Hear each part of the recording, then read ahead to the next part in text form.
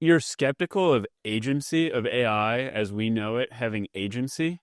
And Yeah. Eliezer, when I spoke with him, one of his main fears is that AI will have something like agency. It will sequester itself in a place it cannot be observed and then develop biological weapons and use them against humanity. And let's table for the moment the question of superintelligence and what it means and how it's distinct from fast intelligence.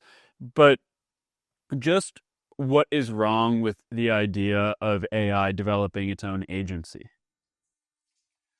Oh, yeah, such a good question. It really infuriates me. There are some really great people. I mean, don't get me wrong, I respect Eliza a lot and also Max Tegmark and all these people, but they are making a fundamental mistake. Absolutely fundamental, which is provably wrong and is philosophically provably wrong. And it's this idea of agency, and this idea about suddenly an AI is going to do a thing. The way I look at it, let me explain what my view of an AI is. A large language model is a little bit like you go to a library, you open up all the books on a random page, you can access all the books and read them, right? And you can read them in a probabilistic fashion. You can read something from them. The meaning comes from the human. The data set is produced by humans with agency.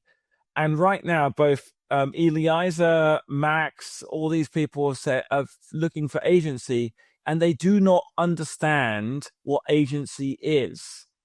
And this idea that AIs are going to become sentient is nonsense. It is beyond ridiculous. And I frankly don't understand why they are deluding themselves. It for me is a very frustrating distraction from the real problem in AI, which is authenticated data and authenticated users and bad humans using it to do harm. The AIs are not going to be sentient. And the reason being, the AIs are fixed objects built in silicon. They have not been evolved. They have not gone through 4.3 billion years of the prospect of life or death. They are merely frozen accidents in autonomy, where you and I are continuously updated autonomy, making decisions every second.